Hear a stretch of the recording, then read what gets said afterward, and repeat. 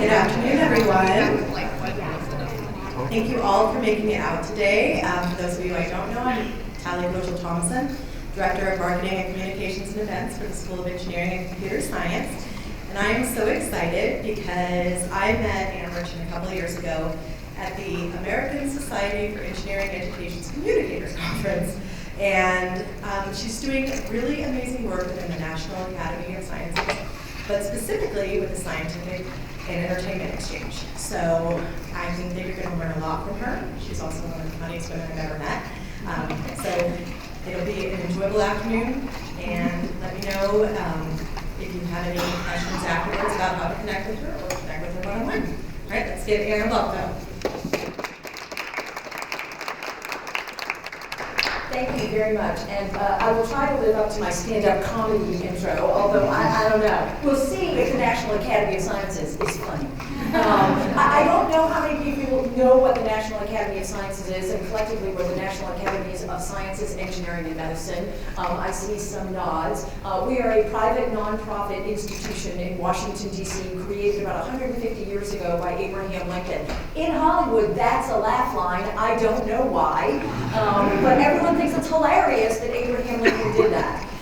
But we sit outside the framework of government to be able to provide objective advice, to be able to steer a course towards good science policy. I know it looks like that's not happening anymore in Washington, but we are still doing all the work that we typically do.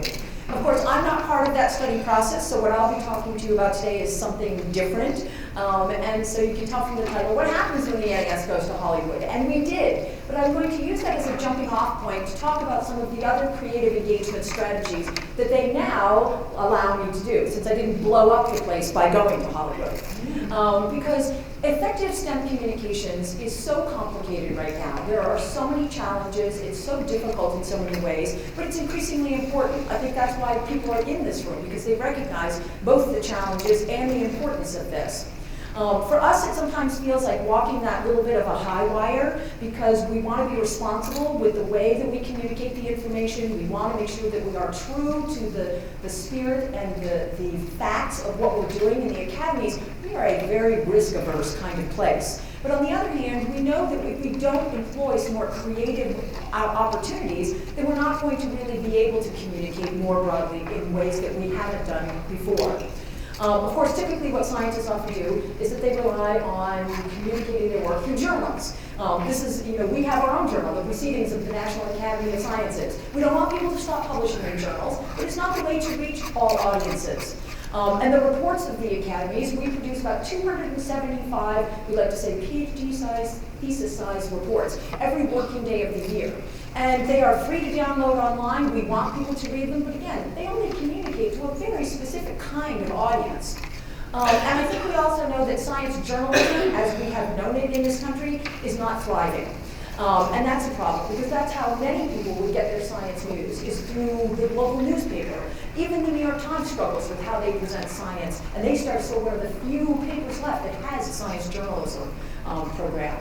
And the other thing that we recognize is that science and engineering itself has an image problem. That we know that when we look at the way that people see engineering and science, they don't always think about it in the best way. I have people all the time say to me, well, I don't know, I always found that it was boring and I'm not sure I want to do it. And of course my engineer friends tell me all the time, no, engineering is not boring. We get very excited about boring things. And then science, I'm sure many of you have had that conversation. When I tell people that I work for the National Academy of Sciences, oh, science, that's hard. And I will say straight up, I am not a scientist. I worked at the Academy for 30 years. They have allowed me to exist there without a PhD and without being a scientist. The other thing is, all you have to do is look at our conference rooms throughout the institution, scale, am I in the wrong place? Maybe I should be here, sorry, I see you craning to see my amazing slides. Stale, pale, and male is how, of course, we describe it. I'm sure that's not a phrase that is unfamiliar to you. The other thing is that when you do internet searches and you look up engineer or scientist, a lot of what you get is this. I don't think any of us want to be seen as that. That's not what we want people to think about us. And Susan Fisk is a member of the National Academy of Sciences. She's a sociologist at Princeton, and she has studied the way people perceive. It's all about stereotypes, how people perceive scientists and engineers. And on this grid, what she looks at is the warmth and the competence. And where scientists and engineers fall is that we are considered to be very competent, but not so high up on that warmth scale. So people trust scientists and engineers, but they're not especially, they don't want to hang out with them because they don't think that they're probably a lot of fun. I would say that's not true, but that's because this is just a public perception of how people, now a teacher, a nurse, or a farmer, let's have a party. But it's very hard to convince people, accountants, lawyers, and CEOs, that's not where we want to be. Of course, if you're a prostitute, a truck driver, or a garbage collector, you're not very competent, but you're very warm. So what we say is, well, we want to have heart. We want our work to have heart, but not this heart. This is the kind of heart we generally have. We want this heart. We want people to think of us in a kind of sparkly, friendly way, not just in that medicinal heart kind of way. And so the National Academy of Sciences, this is kind of how we are perceived as Abraham Lincoln, very careful, very staid. But I like to think that the work we do is all about this Abraham Lincoln, that we have taken aid in a new direction. And so when we were asked to communicate more broadly, we were asked, well, what are some of the things that you could do? How might you approach this? It doesn't really conform to the way communications is mapped most often at the institution. And so it really was about getting out of our comfort zone, to be able to do things that didn't feel all that comfortable to us. So we are the people that do things by coloring outside the lines. We think about communicating in all new ways. I always like to say that that is Marcia McNutt, the president of the National Academy of Sciences, that we march to a slightly different drummer in very traditional ways, but sometimes with just a little extra kick in our step. And Marcia is just the woman to do that with. So the first thing we had to convince most people around the academies is, are any of you familiar with the deficit model? So the deficit model, for those of you who don't know, in communication, simply states that if we just provide people with more information, the reason that they don't understand us or believe us or ascribe to the things that we're trying to explain to them is it's because we just haven't given them enough information. So let's give them more. Well, there is no data to support that that is true. More information rarely changes anyone's mind. And in fact, I think if you think about it, it's probably, when was the last time you changed your mind about something that you deeply believed? It's very hard to change people's minds, and more information is not the secret. So we say it's not about information, it's about inspiration. That you have to change people's minds through humor and heart. You have to get to them at a more emotional level. You have to use unexpected messengers. This is for those of you who do not know, Shuri from Black Panther, because these are oftentimes the people that speak to your audiences in ways that you traditionally cannot. You also have to think about people's underlying cultural expectations and their norms and their mores. Because if you don't do that, it's very hard to, again, speak to them in a language with which they are comfortable. So I always like to say that my team, we take Brussels sprouts, and I think when you were probably asked when you were a child, do you want Brussels sprouts? That's what you thought about, and you would say, no, thank you, because that didn't sound so good. However, today we have learned high temperature roasting. We have learned by adding bacon and pomegranate seeds and olive oil that all of a sudden when you go to that hipster restaurant, the first thing you all say is, do you want to share Brussels sprouts? Because Brussels sprouts, that kind of Brussels sprout, tastes good. We try to make science and engineering tasty. So the crayon box with which we work, out of my group is the creative engagement group. And so we were tasked, as I said, with thinking out of the box. It's a very small component of the larger communications that happens at the academies, but I always like to say small but mighty. It is an important part, not the biggest part. So the Science Entertainment Exchange is what I'm going to talk about first, because this is the most mature of the Academy's outreach programs, creative outreach programs. And it was started probably about, I think we celebrated our 11th birthday in November. So we've been doing this for 11 years.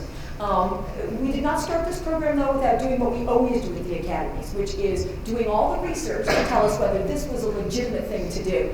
And we looked at, I'm going to kind of flip through a couple of things that we looked at. Marcus Welby, going way back. Some of you probably don't know what this television show is, but this was sort of the house of the 60s and 70s. And this was a doctor that people would actually write to and say, Dr. Welby, could you tell me what's wrong with me? Now, they would rather write to Dr. Welby than their own physician, because at some level they must have known this was not a real doctor, but they were very comfortable with him. He was in their living room every week. They knew his golf score. They knew what he had for dinner. Whereas their own physician, maybe they got 15 minutes once a year with that person, and they weren't so comfortable with that man or that woman.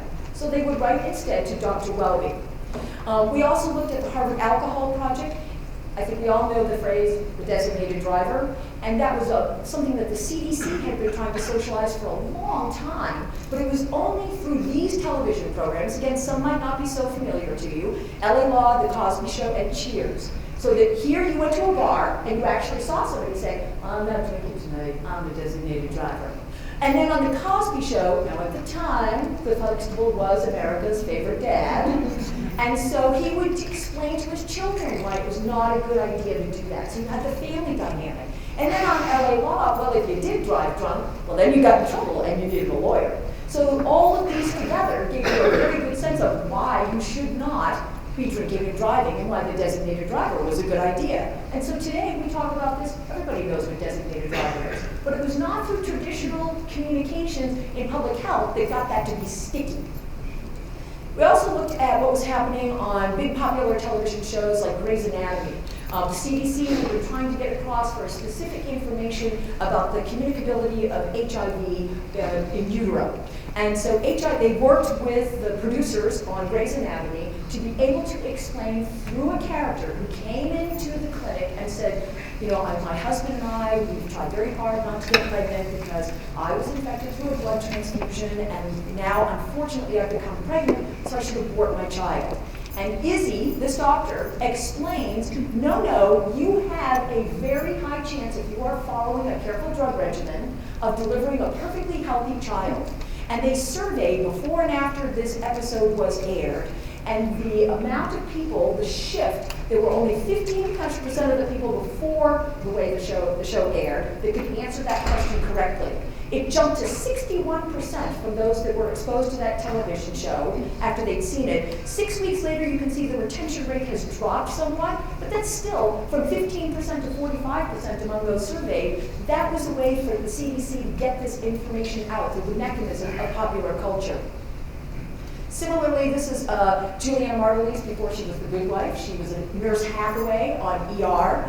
And this was, again, something else they were trying to get across about the transmission of the HPV virus to cause cervical cancer, and that there was a vaccine available. Again, not information that people that doctors had been talking to had been able to break through. But through the character of Nurse Hathaway, now the numbers are slightly different here. You saw that 24% of the people knew about this before the show. It jumps to 47 and then goes down to 38%.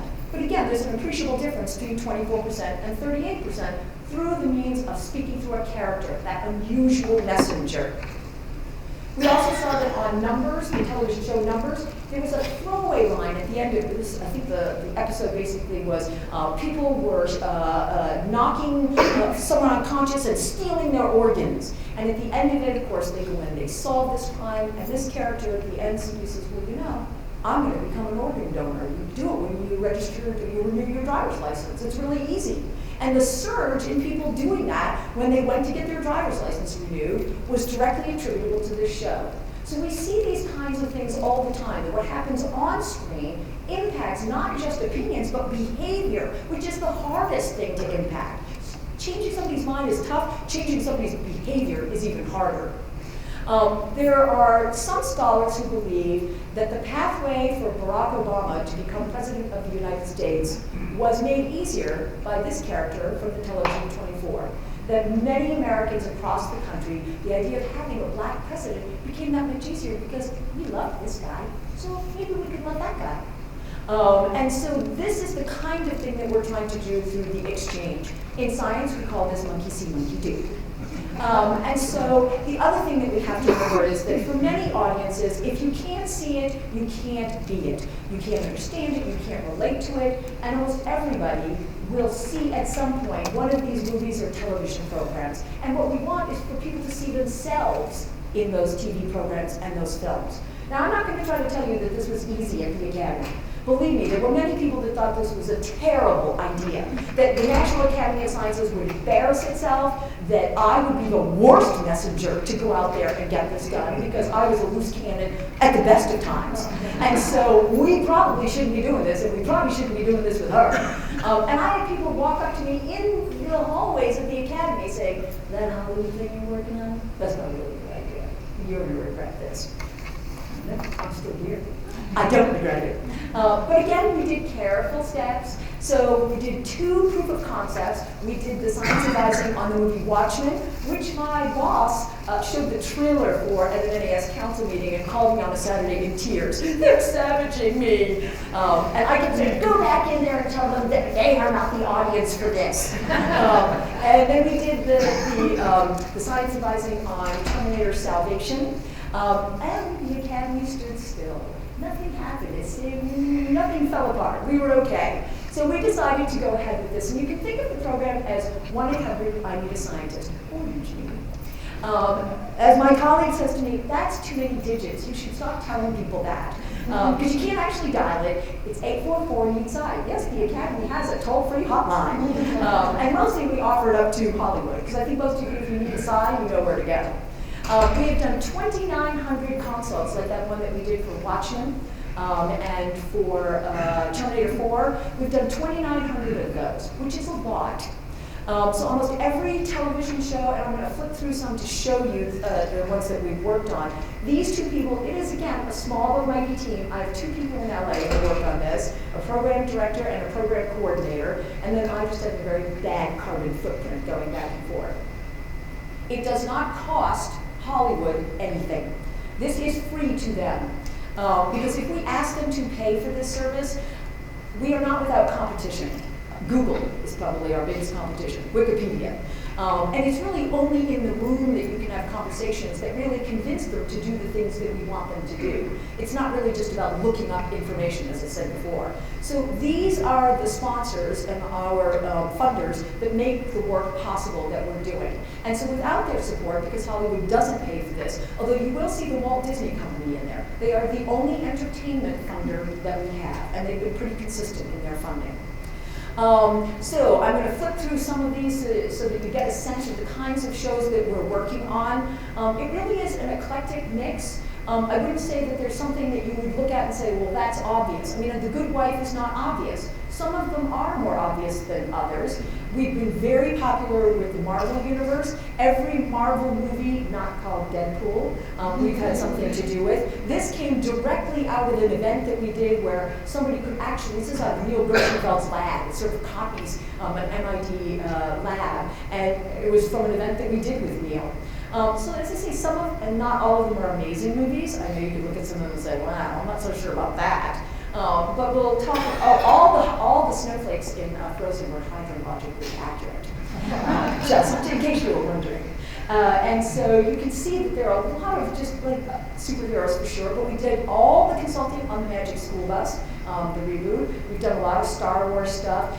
Yes, and there's even science in Game of Thrones.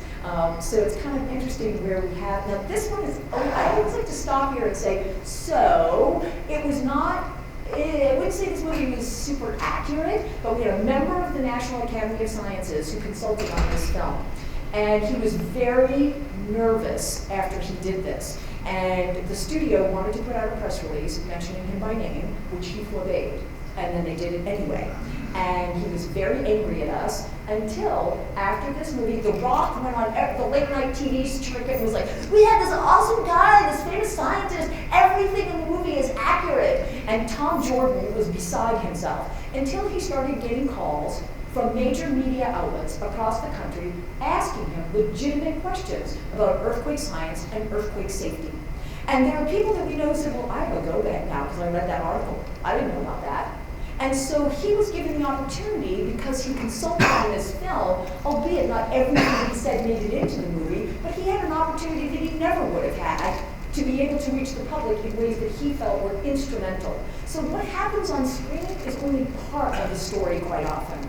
The State Department is very upset because they don't know how we get to talk to Madam Secretary, and they don't. I've been having multiple meetings with them. They do call us on a regular basis. So you can see, as I say, some are And this is one, Black Panther 2 is coming out, so we'll be working on that one shortly. No, we didn't do that one, sorry. I know everyone has been asking about the current world. We didn't do that one. We do work on documentaries. We don't work as much on documentaries because oftentimes they're interviewing the scientist or the engineer, so it's not quite as necessary, but we do help them with that. We oftentimes can't talk about them because they're NDAs, so that's why you see a lot of the older film projects in there, because newer ones we're not permitted to talk about them. A lot of what we do, though, is tied up in events. All those consults that we do, that's a very reactive side of the program. We have to wait to be asked a question and then answer it. Well, we got asked about black holes about 300 too many times and decided that we don't want to be asked about black holes anymore. But how do you get Hollywood to ask about something that they know nothing about? They don't know to ask about a fecal transplant. They've never heard of it. They don't know anything about the microbiome. They don't know what they don't know.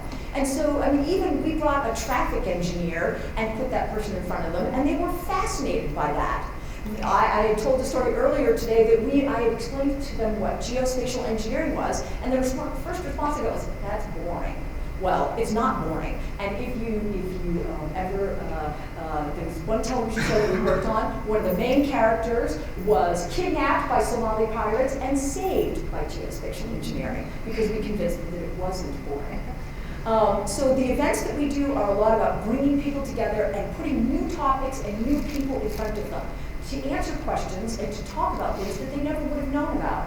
We do salons in Hollywood homes. Hollywood living rooms are a lot bigger than my living room. So we get probably about 80 people to attend these very intimate salons. Intimate with 80. We do more typical panel discussions. That happens fairly frequently. We also do tours. So we take people, this is Max Borenstein who wrote Godzilla. We take people places and have them see things and understand science in a more in situ kind of environment. Science in bars, because why not science in drinking? And then we do retreats where we take people away for a weekend. We have them workshop around characters and storylines so that they actually spend that time together to do that very important work, not just hear about it or do it for a project they're working on, but to work on the next thing, to imagine the next storyline and the new character. And those people that we bring on the science and engineering side, those become the characters that stick in the heads of the writers in the room. You know, as they say, well, I can no longer think about anybody else except that scientist or engineer, so we dig a lot of women and a lot of people of color to do this so that we can begin to change the face of how science and engineering are portrayed on screen. These stories are fiction. I understand the world is not made up primarily of female and people of color scientists and engineers, but we are creating the world we want, not just the world we have when we do these stories. And so that's what we're trying to do, is to influence that. So people often ask me, so what about accuracy? How do we make sure that Hollywood does a job to make sure it's all accurate? I don't care if it's accurate. I do care if it's a storyline about human health. I care if they go out there and say, vaccines, why do we need those? That's important.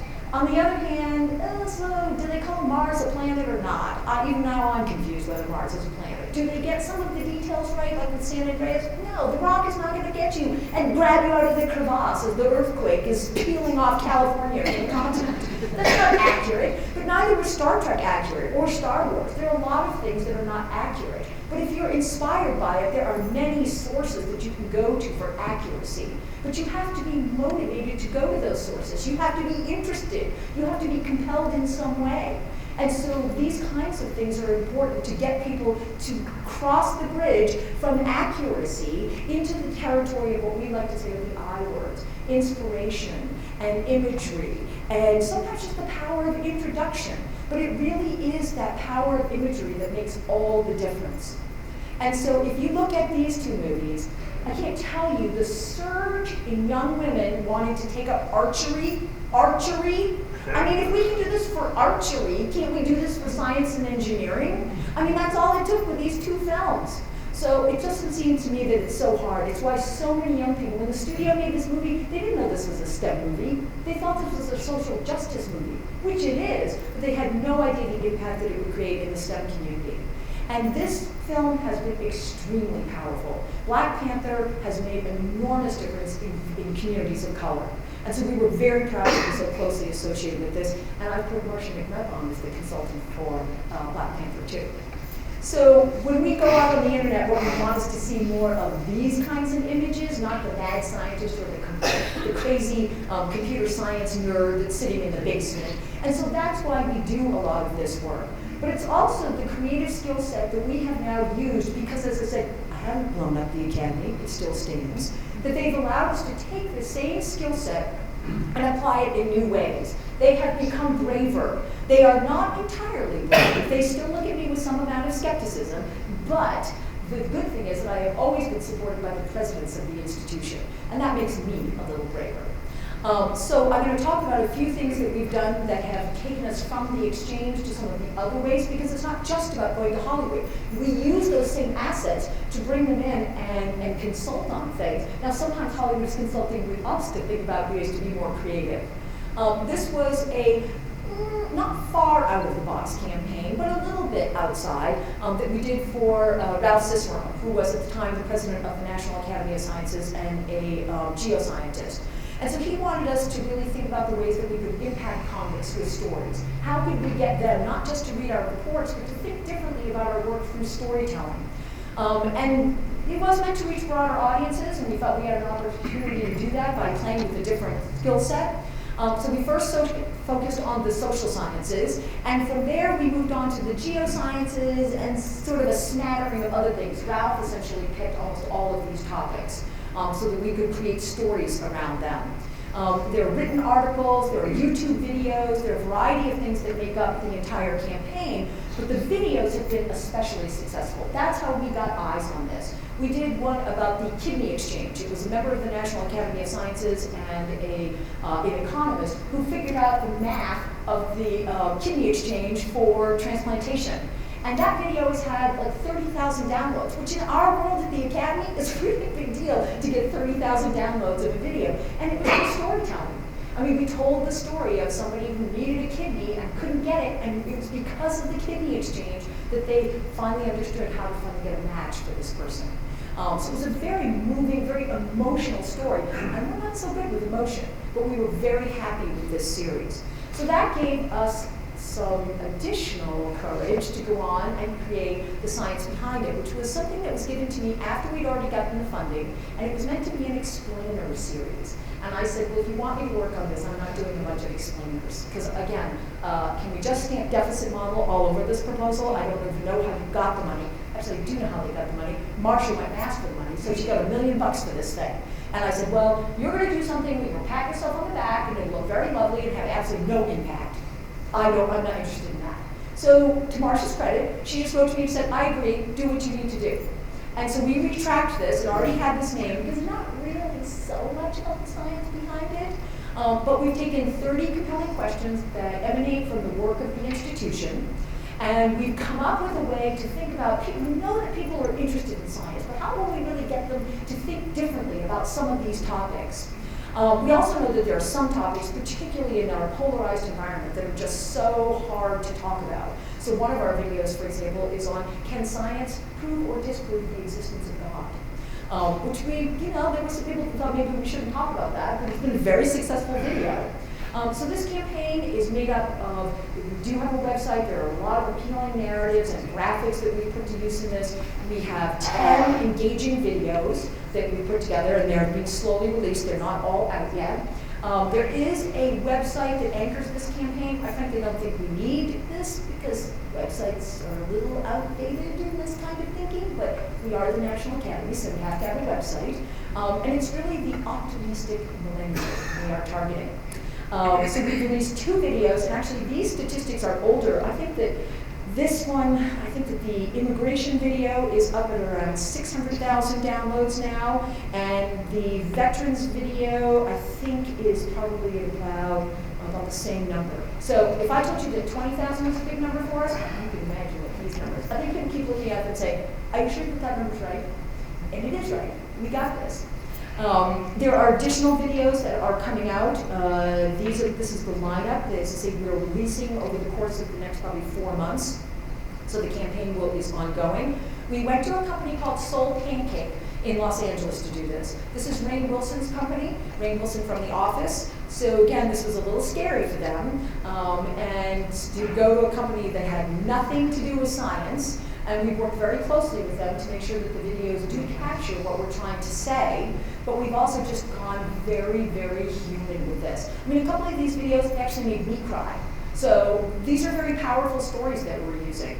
And we are trying to monitor what's really happening. Are we moving any needles? Are we getting to people? The other thing that's happened along the way, because a lot of what we do with the Exchange is we plan events. So now, I like to say it's sort of become like the zhuzher at the Academy. It's like, I have an event, can you kind of zhuzh it up for me? Can you make it more interesting? So we did a family science day. Marcia really wanted a family science day, and there were a number of people who said, what family is going to come to the National Academy of Sciences? And yes, there's some truth to that. But marketing works. I got news for you. So we had 6,000 people sign up and 4,000 people show up, to the point that Marcia was asking me, are you going to be able to get rid of these people? I said, I got them in, I can get them out. And Marcia was, you can see that's Marcia, she was the mayor of Decision Town, where your choices matter. It's a very gamified thing that we did. And you can see, like, I brought in an Einstein impersonator and a Lincoln impersonator. And it was great fun. And these kids were so engaged throughout the entire building with hands-on science and engineering. It was wonderful. This is a very different kind of event. We did the first all science and engineering lineup with TED. And this was real TED, not TEDx, real TED. And so this was a very different kind of event, very difficult. We had 15 speakers, 2 of whom were engineers, and this was a very, very, I've been wanting a TED event for a long time. Sometimes be careful what you wish for, because it was a huge lift for us, but very impactful. If you've been in our auditorium, this may look almost unrecognizable. This lighting package was a big deal. I mean, it took 3 days to load in all the production that we brought in to make this happen. It was also just very fancy. You know, we brought in amazing catering. People were just looking around the place saying, I have been to Academy events. This is crazy. And there was a lot of hands-on stuff. We had science tattoos, and yes, people actually got their science tattoos. They were not permanent tattoos. We were not in the business of actually tattooing people at the Academy. But you can see that people were very engaged. Now the videos are going up. We've had a very high rate. TED actually kind of decides which ones go on the main TED website. So far, almost all of ours are going up on the main TED website. So you can see that Kelsey's has gotten over 1 million downloads. I mean, these are really big numbers. Risa's is lower because it went up just recently, so we imagine that hers will be in decline as it has time. And so more of them are being added all the time. We're getting ready to do a big event celebrating the legacy of Vannevar Bush. So my team is working on that to think about how to make the auditorium more interesting and engaging. We're also queuing up to do the USA Science and Engineering Festival, which is the largest science and engineering festival in the country. And the word engineering is in there because Chuck Vest, the former president of the National Academy of Engineering, walked into Larry Bach's office and said, excuse me, the USA Science Festival? I don't think so. And so now I've got Victor Zauer on my case, the president of the National Academy of Medicine, asking me, well, where's medicine? I said, well, that's at a higher level than mine. You go talk to the festival. And now we have the Nobel Prize Summit is coming to our building in April. 2 days after the NAS annual meeting, 3 days after the USA Science and Engineering Festival, so we will be very, very busy because this is the TED-like scale that we're doing this at, so that should be very interesting. And we're increasingly doing collaborations because people have seen that this works and they're no longer scared. I mean, it's taken 12 years. We now have the NAM and the NAE coming to us and saying, we are doing strategic planning. We would like to be involved with you to do some of this work. So we're already doing things with NAM, and we've done some things with NAE. They're in the middle of their strategic planning right now, and have reached out and said, we would really like to figure out how we do some of what you do as part of our portfolio.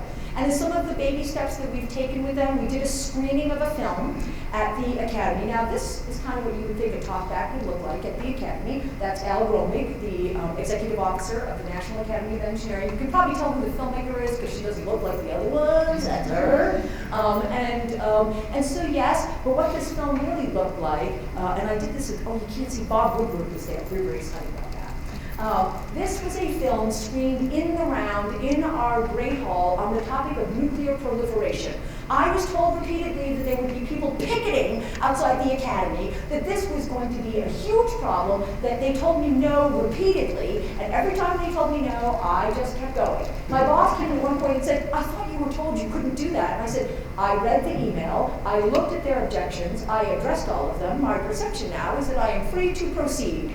We are moving forward. And at the end of it, the person in charge came over and hugged me and said, okay, thanks, you didn't break anything.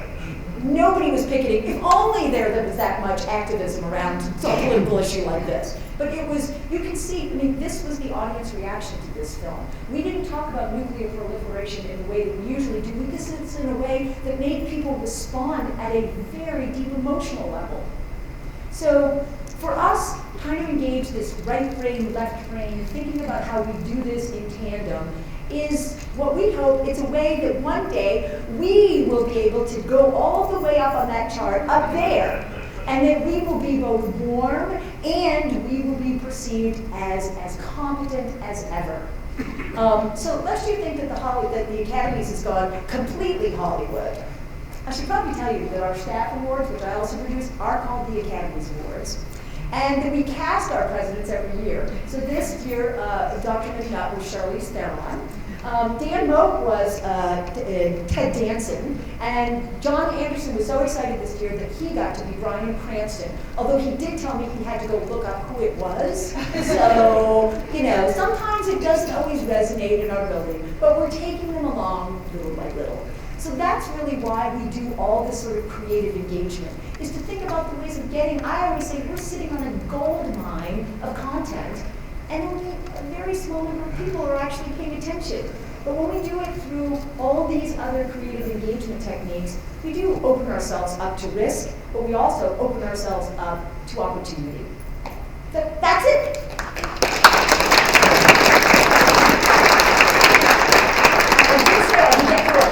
Slides in a very short period of time. So I didn't see Breaking Bad up there. Is that because it's over and discontinued? So there was Donna Nelson was the primary science consultant on that. She was president of American Chemical Society. Exactly. And we did a symposium here at the national meeting. I think it was called Hollywood Chemistry. Yep. So you knew about it? Yeah. Yes, and Donna, she was doing that almost, I think it had become actually a big part of her life is consulting on that television show.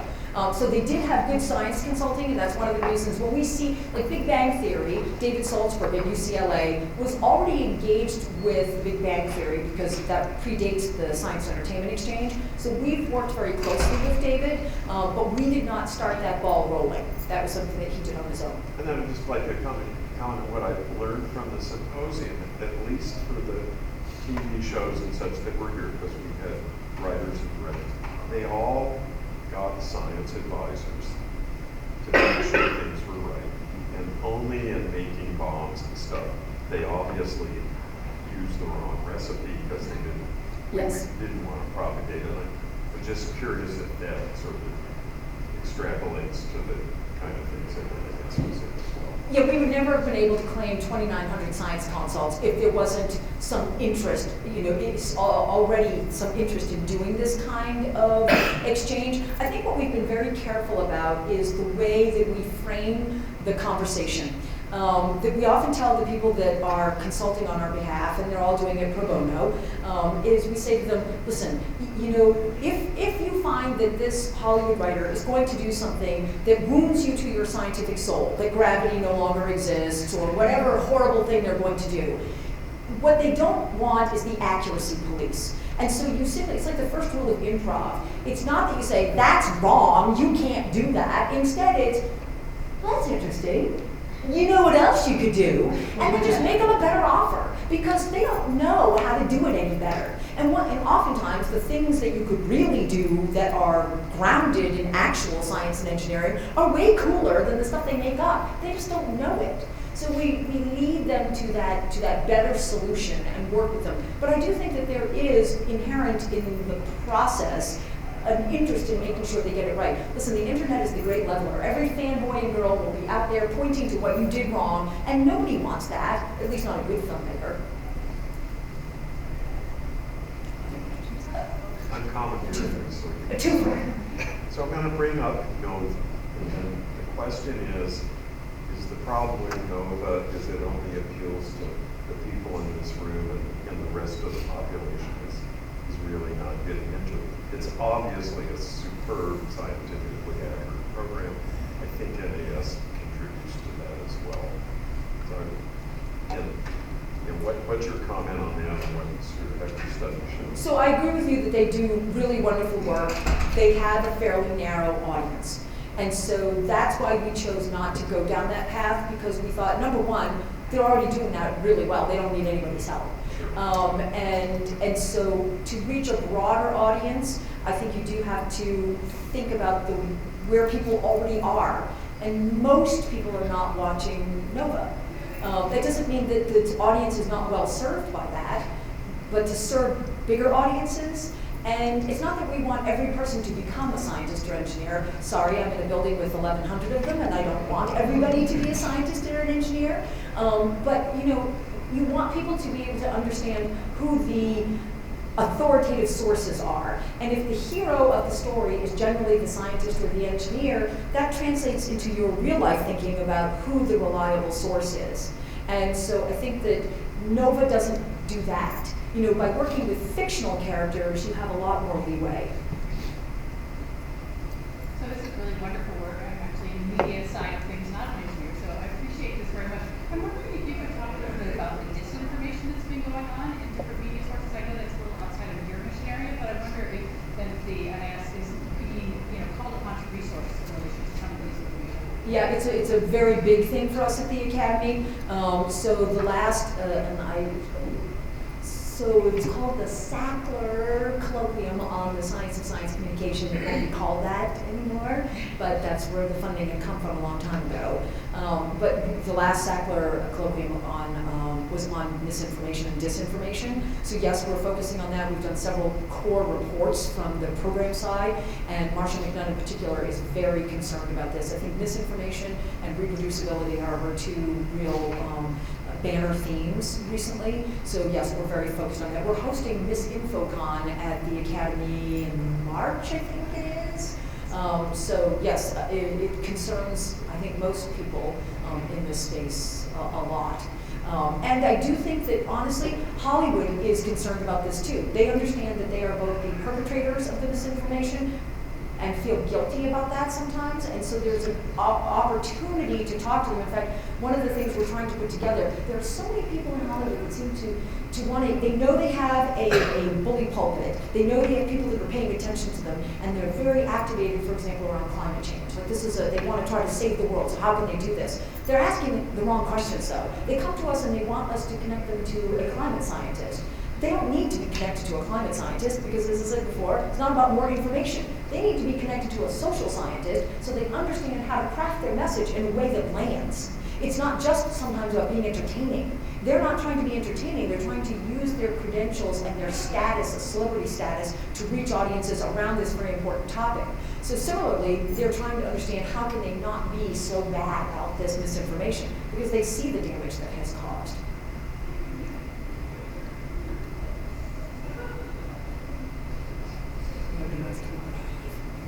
So these are a lot of really cool big programs. How can they inspire smaller things? So, I mean, anything that we're doing, we were very, very small to begin with. It was just, I was the Science and Entertainment Exchange. So I think that what I'd like to think is that some of these bigger things inspire smaller things that will become bigger things. But I think any of the things that we're doing are applicable in individual situations. We were having a conversation before about, well, you should take some of the small videos that you're doing and try to get them to the Denver Film Festival, and maybe then they go. I think that these are all stepping stones in their pathways. And I think the Academy, what Ralph Cicerone, I think, believed, and I know there were people that told Ralph that they didn't think this was a good idea, his response was, well, we're the National Academy of Sciences. You know, like, you're going to tell me I shouldn't do it? But I think he also hoped at a deeper level, this will give people the courage to do this. That if the NAS can do it, and we are the scariest people in the world, that if we can do this, then anybody should be inspired to do this. We are not, you know, when I say I'm not interested in accuracy, that's kind of a cavalier throwaway remark. Obviously, we care at the end of the day that these things do message in the right way. I think what I'm trying to say too is that we can't get so precious about every little fact being correct. And that's what sometimes is the death of our communications, that we're so careful and so prescriptive, and we need the 60 slides with the 60,000 words on it to make sure that everything we say can be documented and correct. That's not the way the rest of the world thinks or needs to be talked to. So I think that what I would like to say is that big things, and I'm glad they're perceived as big, because some days we don't feel like we're big compared to the rest of the academies, that those things can inspire the small things. And probably somebody has a better idea than we have. And that great idea would come from some small thing from someplace else. I just want to encourage people, one of the most rewarding things for me was talking to my youngest daughter's preschool class. And now she's actually a teacher here at the Fisher Early Learning Center. And her husband has taught her. And I encourage people here to, you know, volunteer at particularly at a place like the Early Learning Center or maybe the Ritz school, because that's where the next STEM people are coming from. And it's immensely rewarding because unlike undergraduate subjects, these kids really pay attention and follow their orders and absorb it all. Well, I have to say, when we do the USA Science and Engineering Festival and the Family Science Day, I get a lot of pushback from my colleagues who are very overworked and they have so much to do, and really thinking about how to craft their work into something that will engage a small child is not their gig. But at the end of it, when they do it, the most frequent response I got was, you know, I didn't want to do this. Man, that was an amazing day. I can't believe those kids were so interested in what I'm doing. I feel so good about my work today.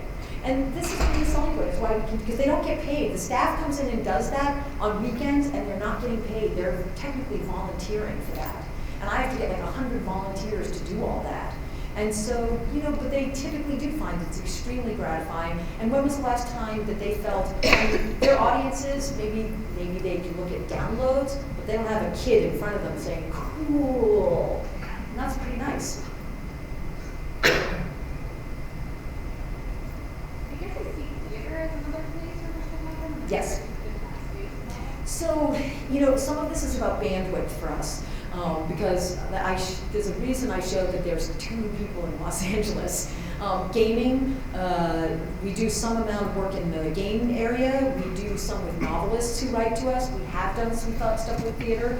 We have a program at the NAS called the Cultural Programs of the National Academy of Sciences, and they do a lot with theater. So I work directly with the director of that program to sort of join forces.